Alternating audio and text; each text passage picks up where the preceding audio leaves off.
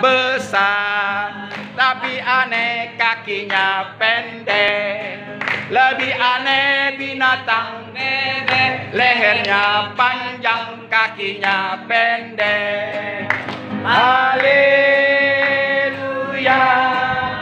Tuhan Maha Kuasa. Haleluya, haleluya, Tuhan Maha Kuasa. Tanganku nak met-met, tanganku nak met-met, kulehon ma, tu de bata, dai nangi, nalojai, sayurupaku namai, tangaki dihomai. Kita ulangi lagi. Cek. Tanganku na met-met, kulehon ma, tu de bata, dai nangi nalojai, sayurupaku namai. Tangaki dihomai. Haleluya. Kita duduk lagi. Saya terinspirasi dari khotbah pertama hambanya tadi mengenai tubuh. Antena saya dikontak lagu tadi. Ya, bicara tentang tubuh King Kong. Badannya besar, kakinya pendek. Sedangkan bebek, lehernya panjang, kakinya pendek. Terus anak kecil tadi menyanyi, artinya dalam bahasa India, ya, tanganku yang kecil, ya, saya berikan kepadamu Tuhan. Saya lihat ibu saya yang sudah capek, saya akan bantu dia. Tanganku yang kecil, kuberikan kepadamu Tuhan. Aku lihat ibuku yang capek bekerja, aku akan bantu dia. Kira-kira begitulah kalau ditranslate dalam bahasa India. Saya mau bicara tentang tubuh, bahwa di dalam tubuh manusia terdapat jiwa, roh, nyawa, batin. Terkadang di Bible hanya jiwa, tidak ditulis batin. Ya, di Bible diidentikan jiwa dan roh. Tetapi secara lengkap kalau kita sadari kalau diuraikan yang bergerak ini, pertama tubuh, ini yang kelihatan ini. Sudah? Inilah yang kelihatan ini. Terus yang kedua, jiwa yang melahirkan rasio. Orang berpikir karena jiwa pada umumnya. Ya, itu semua nanti dalam Bible. Saya bukan katakan itu. Bible membuktikan itu. Jadi yang ketiga, batin. Batin selalu menimbulkan atau melahirkan emosi. Ya, sekalipun memang batin bisa melahirkan pikiran atau pikiran melahirkan emosi. Ah, itu pula ya. Tapi yang cenderung yang melahirkan orang berpikir adalah jiwa. Dan yang paling cenderung orang berperasaan adalah batin. Makanya tidak heran kalau dikatakan ibu-ibu atau perempuan lebih banyak berpikir dengan batinnya. Sudah? Sedangkan pria laki-laki selalu pakai jiwa yang melahirkan rasio. Dan kalau kita setuju katakan amin nanti, yang paling baik adalah jiwa dan batin itu harus sejajar, sama. Amin. Coba bayangkan kalau jiwa saya lebih besar, bekerjanya setiap hari lewat batin saya. Jadi apa saya? Atau sebaliknya, sebagai seorang pria, batin saya lebih besar bekerja daripada jiwa saya. Jadi apa saya? Saya tidak panjang lebar, saudara sudah tahu itu. Pasti sudah tahu ya. Jadi baik saudara wanita, baik saudara pria, kita harus mempunyai kekuatan yang sama jiwa dan batin. Ya, saya teringat apa yang dikatakan Raja Daud dalam Mazmur 103.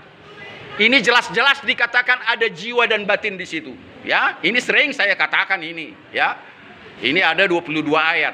Ya, pujilah Tuhan, hai jiwaku, pujilah namanya yang kudus, hai segenap batinku. Ya, sudah. Pujilah Tuhan, hai jiwaku, dan jangan lupakan segala kebaikannya. Ya kan? Di situ ada jiwa dan batin. Dan tidak dikatakan hanya jiwa di situ dan tidak dikatakan hanya batin. Tetapi Raja Daud meminta jiwa dan batin itu sama-sama. Secara tidak langsung dikatakan bekerja. Memang tidak dikatakan demikian. Ya, dia bekerja jiwa dan batinnya, makanya kita bernyanyi, berdoa, berkhotbah, mau apapun. Minta jiwa dan batin kita ini dikuduskan, disempurnakan, disucikan. Ya, terlebih satu lagi yang keempat, roh. Roh apa lagi? Itu kita bisa uraikan secara jelas. Karena jiwa, batin, dan tubuh itu akan binasa. Binasa. Tetapi roh akan hidup selama-lamanya. Terus di mana tadi nyawa itu? Nyawa itu secara tersendiri ibaratnya bagaimana? Mesin. Ya, itu berjalan karena ada hidup kan? Itu ada nyawanya. Di kendaraan itu tidak ada jiwa dan batin. Dan tidak ada roh. Ya, tapi nyawa yang kita artikan kalau mesin itu berjalan. Mati katanya. Hidup, mati dan hidup. Dan manusia pun hubungannya dengan nyawa adalah mati dan hidup. Amin. Betul? Tetapi kalau roh tidak ada hubungannya dengan mati. Tetap hidup. Oke, punya kan? Terpuji nama Tuhan. Terima kasih Tuhan begitu dipakai lidah saya sehingga saya kebagian juga. Khotbah saya terakhir mengatakan setiap khotbah saya pertama saya mencicipi baru saudara. Karena perkataan-perkataan itu datang begitu saja. Ya, luar biasa kan? Jadi sekali lagi roh itu tetap hidup, tidak pernah mati. Tetapi tubuh kita ini, jiwa batin akan mati. Bisa. Ya, dan kalaupun nanti kita hidup untuk selama-lamanya di neraka, hidup selama-lamanya di surga, bukan ini yang kita pakai kawan. Bukan tanah liat yang bergerak-gerak ini kawan. Kalau ini kita pakai, kita akan perlu makan dan minum. Perlu saksang nanti di surga. Di surga tak perlu pisang dan saksang ya. Tidak ada itu. Di sini itu perlu. Itu pertama saya mau bicara tentang tubuh yang sudah disampaikan oleh hambanya tadi. Dan saya mau katakan kepada saudara-saudara, ya, Bible mengatakan bahwa sekalipun kita memiliki berbeda-beda tangan, kaki, kuping dan telinga, ya, tapi itu satu tubuh. Ya, tidak pernah dikatakan kaki lebih penting dari tangan, kuping lebih penting dari telinga. Ya. Betul nggak kata-kata saya? Kuping lebih penting dari telinga, betul nggak kata-kata saya? Salah ya. Seharusnya kuping tidak lebih penting dari hidung. Karena kuping dan telinga itu sama. Jadi terkadang orang tunduk-tunduk gini padahal kalimat saya salah. Tunduk aja. Itu saya tes saudara, apakah saudara betul-betul menikmati apa yang saya katakan. Terkadang saya khotbah gitu, amin katanya amin. Tapi orang geleng-geleng kepala. Pak Pendeta itu kan sama aja yang Pak Pendeta. Tepuk tangan buat Tuhan. Biar jangan ngantuk saudara-saudara. Amin atau amin? Amin ya. Jadi boleh kita baca. Ayo. Kita baca dulu, saya ambil di sini. Pertama Korintus 12. Ya. Coba kita baca. Pertama Korintus 12 dari ayat 14 dan 17 itu. Ya, tolong langsung bacakan saja. Ya, bantu saya. Karena tubuh juga tidak terdiri. Yang kencang. Karena tubuh juga tidak terdiri dari satu anggota, tetapi atas banyak anggota. Terus. Andai kata kaki berkata, karena aku bukan tangan, aku tidak termasuk tubuh. Jadi benarkah ia tidak termasuk tubuh? Dan andaikan telinga berkata, karena aku bukan mata, aku tidak termasuk tubuh. Jadi benarkah ia tidak termasuk tubuh? Andaikan tubuh seluruhnya adalah mata, dimanakah pendengaran? Andai kata seluruhnya adalah telinga, dimanakah penciuman? Tetapi Allah telah memberikan kepada anggota masing-masing secara khusus suatu tempat pada tubuh seperti yang dikehendakinya. Ya, ayat 17 itu sudah masuk 18. Ya, jelas bagaimana kalau bicara tangan dan kaki kita ini, kuping dan hidung, mata dan mulut, pastilah mereka mengatakan satu sama lain lebih berguna. Ya, tetapi apa dikatakan? Walaupun anggota tubuh itu berlain-lainan, tetapi satu tubuh. Ya, terus nanti baca di dari ayat pertama dulu. Kita kembali ke ayat pertama itu 1 Korintus 12. Coba. Ayat pertamanya itu. Apa dikatakan? Sekarang tentang karunia-karunia roh, aku mau saudara-saudara supaya kamu mengetahui kebenarannya. 12 ayat 1. Sudah? Apa dikatakan? Sekarang tentang karunia-karunia roh, aku mau saudara-saudara supaya kamu mengetahui kebenarannya. Terus? Kamu tahu bahwa pada waktu kamu masih belum mengenal Allah, kamu tetap tanpa berpikir ditarik kepada berhala-berhala yang di. Maksud saya, maafkan saya, dari ayat 12, tadi dibaca dari ayat 14 ya. Dari ayat 12 dan 13 yang belum dibaca. Ya. Karena sama seperti tubuh itu satu dan anggotanya banyak, dan segala anggota itu sekalipun banyak merupakan satu tubuh. Demikian pula Kristus. 13. Segala sesuatu kita semua, baik orang Yahudi maupun orang Yunani, baik Yuda maupun orang merdeka, telah dibaptis menjadi satu tubuh, dan kita semua diberi minum dari satu roh. Ini yang saya mau kita renungkan. Tadi saya sudah katakan yang ayat 12. Tapi ayat 13 belum saya katakan bahwa tidak ada lagi perbedaan ya di mata Tuhan soal tubuh ini. Ya, baik tubuhnya orang Samaria maupun orang Lewi, ya, sama saja itu. Baik orang Yunani tubuhnya sama saja tubuhnya sama orang Israel, orang Yahudi, orang Yunani, tidak ada perbedaan tubuh ini. Karena semuanya itu adalah sama-sama Dia yang menciptakan. Termasuk dalam membaptis. Tatkala saudara-saudara lain suku, lain ras, lain agama sebelumnya atau setelahnya, kalau sudah dibaptis oleh roh yang sama, kita ini saudara dan saya adalah satu roh. Amin. Tak perlu saudara gereja dari mana, tak perlu saudara agama dari mana. Sudah dibilang sama hambanya tadi, ya, bahwa gereja agama bukan menyelamatkanmu. Karena banyak agama, banyak sekte-sekte di dalamnya. Termasuk saudara dan saya agama Kristen, tetapi di dalamnya begitu banyak sekte-sekte pengajaran. Ya, jadi yang sebetulnya yang sebenarnya adalah, ingat, jangan sampai lupa. Agama dan sekte yang paling benar adalah, agama dan sekte dan gereja yang paling benar adalah tubuhmu sendiri.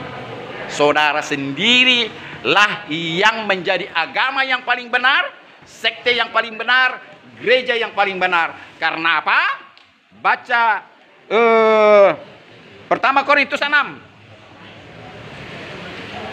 Pertama Korintus yang ke-6 tadi 12 ayat 15 dan 19.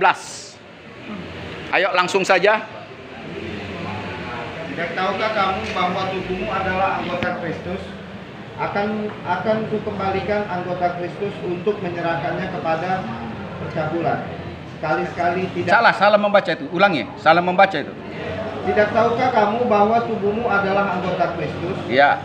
Akan kuambilkan anggota Kristus untuk menyerahkannya kepada percabulan. Iya. Sekali-sekali tidak. Iya. 19.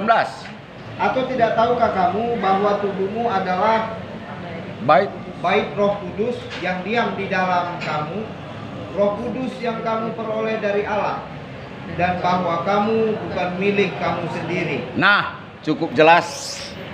Saya kira tanpa saya uraikan pun kita sering mendengar ya.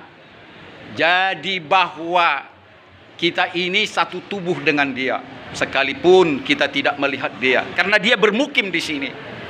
Tubuh Kristus yang adalah rohnya itu ada pada kita, ya, berdiam, ya, secara jasmani kita tidak lihat dia ada bersemayam di sini, ya.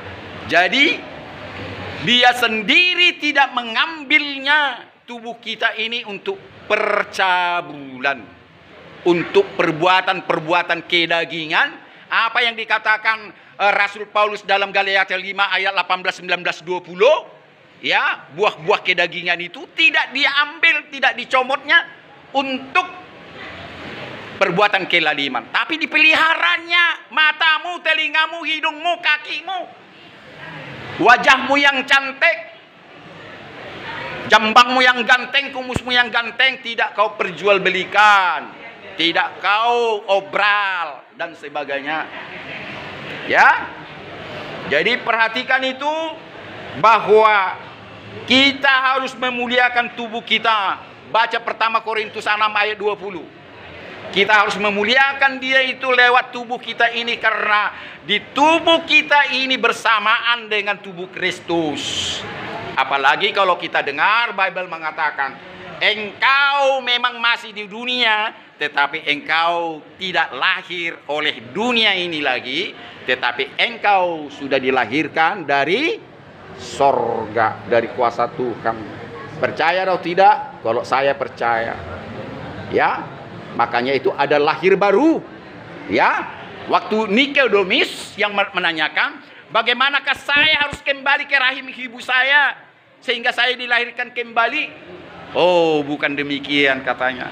Padahal kita tahu Nikodemus itu ahli Taurat itu, bahkan guru jemaat. Ya, luar biasa kemampuannya mengenai firman Tuhan. Ya, di situ masih disebut Taurat, ahli Taurat dia itu.